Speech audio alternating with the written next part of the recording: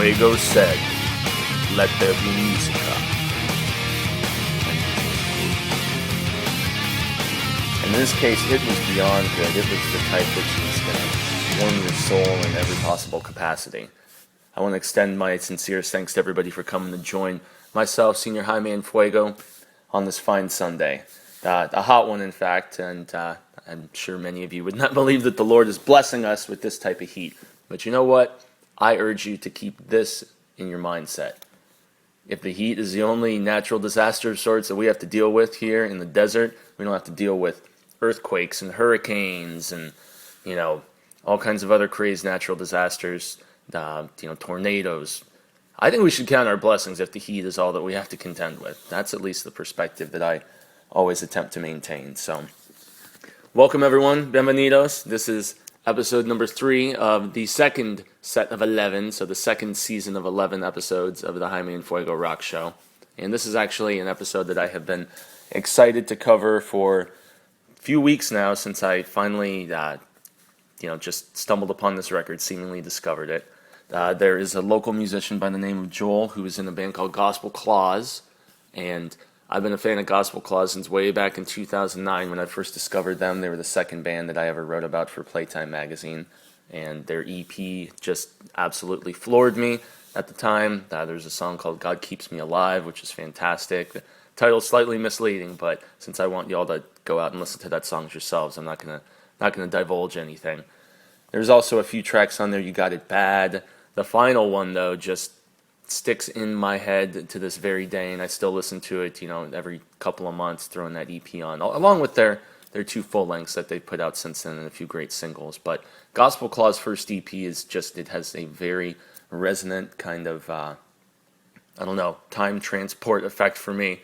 The very last track is called Don't Let It Die, and it's like nothing I've ever heard before or since, So that's Gospel Clause, but today we're actually talking about a solo kind of side act that Joel put together a few years ago, back in 2011. It's called the Through and Through Gospel Review. And he's only done one concert previously with this act, and it was a big grandiose production with, tens of musicians on stage with him. And the music really lends itself to that type of presentation because it's actually, I just talked about time warps, right? We're talking just transportation back to early century, like gospel, spiritual type music. We're talking back and forth chanting. We're talking straight out of the South, some of the, call and response church type stuff that I myself have actually been, adjusted to for, the first 19 years of my life. I grew up as a Bible teacher's son, went to Christian schools, private schools for the entirety of my life. I graduated from Phoenix Christian High School. I know that Joel graduated from Phoenix Christian's rival, Valley Christian. Never met the guy or anything like that, but I've always had a profound respect for him as a musician. And this Through and Through Gospel Review solo project that he will be presenting today at the Musical Instrument Museum in Scottsdale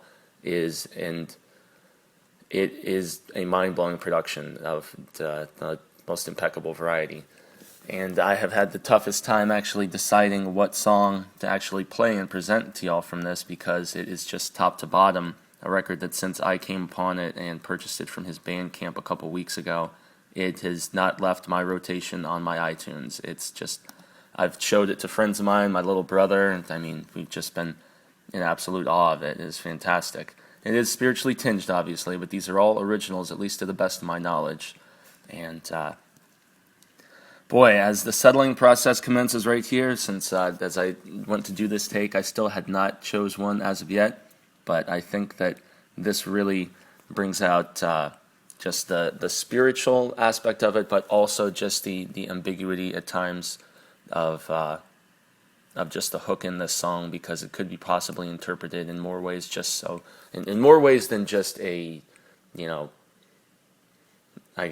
God-fearing variety. And that's what some of the best music does, right? And it doesn't even necessarily have to immediately invoke, something Christian or something secular or something, in any type of religious fashion.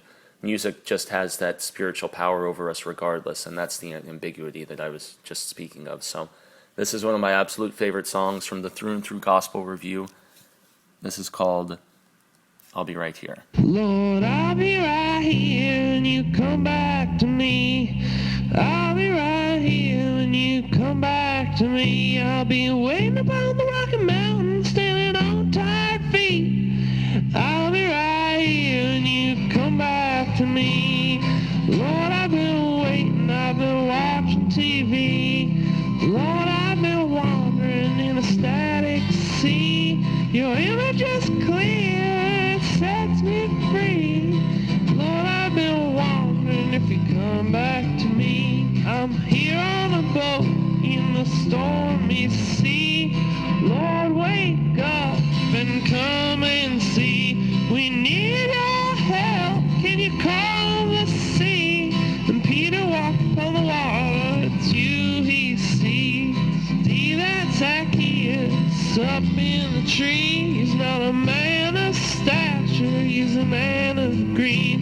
The face of my Lord, and to hear him preach, the Lord forgave his sins and set him free.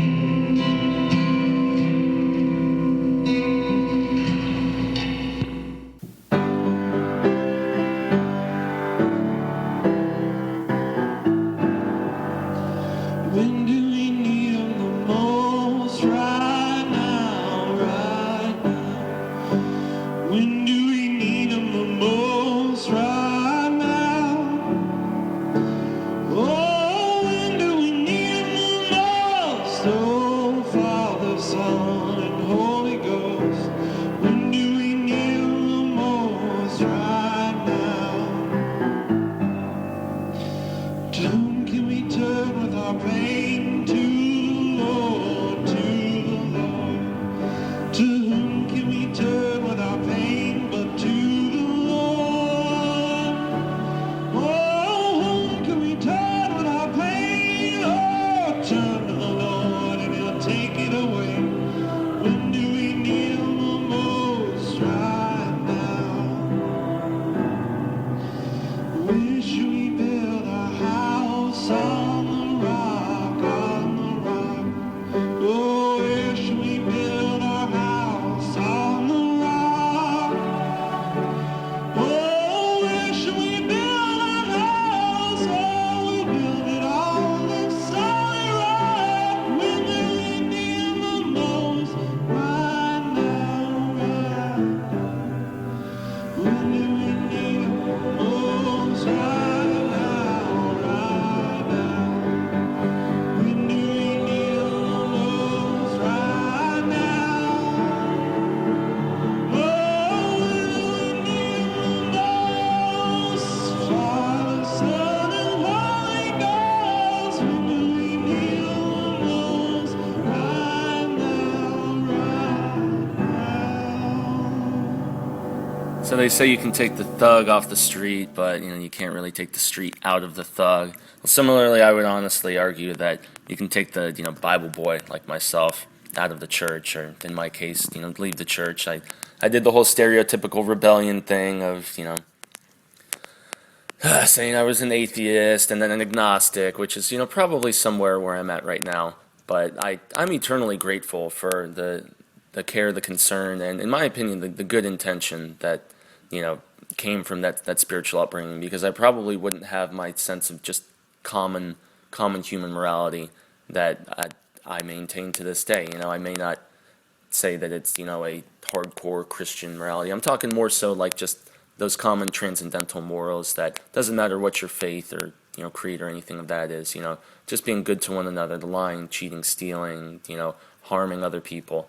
I can thank my upbringing for that, even if I didn't remain within the church. And that's probably why this type of music really still, warms my soul, as I mentioned earlier. And I can't help but smile when I hear, Joel singing about Zacchaeus hiding up in the tree because he's so little trying to see Jesus. Those are the little type of in references that someone like me, who went to church 3 times a week and that's not even including, school and vacation Bible school during the summer and all that other stuff for 19 years. So it's ingrained pretty well into my brain. So once again, that was the Through and Through Gospel Review, and I actually ended up turning it into 2 tracks. It was originally going to be I'll Be Right Here, But I ended up segueing into another song on the album, which is a couple tracks later, called Right Here, or Right Now, Right Now.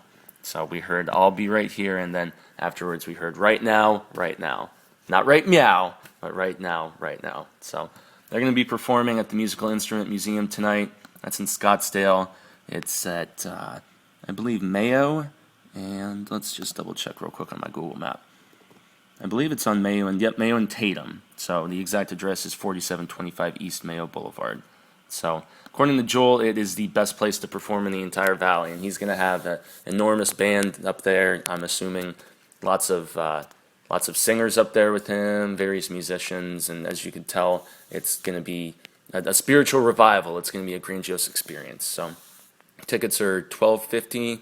I'm hoping there's still going to be some available. As I look right now on the website, there are. So in all likelihood, keep your fingers firmly crossed, they will still be available at the door.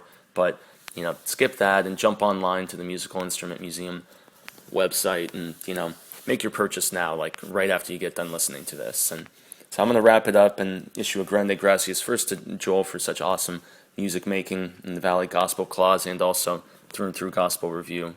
So everyone has that to be excited about tonight. If you want to scope out any of my articles that I write for Examiner.com, who is the website that I write for is the Phoenix Concerts Examiner, you can just Google Jaime and Fuego. You'll find all of those. You'll also find the social media stuff, which unfortunately is just kind of one of those necessary evils, Twitter, Facebook.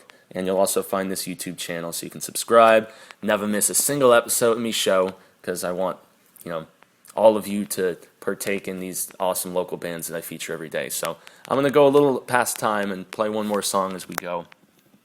And I think it's very fitting here on a Sunday, especially as I get ready to head out for some lunch with the familia, because I still love my Christian family through and through, and still love spending Sundays with them, having a meal, partaking in fellowship. And then I'm off to this show this evening, so it's going to be fantastic. But this song is a little bit more overhanded with the spiritual message, but you can't help but absolutely love it, everyone. I'm going to leave you here with Please St. Peter, and I hope to see you tonight for the Through and Through Gospel Review. Thanks so much, everybody. Gracias. Adios. Well, I said, please, St. Peter.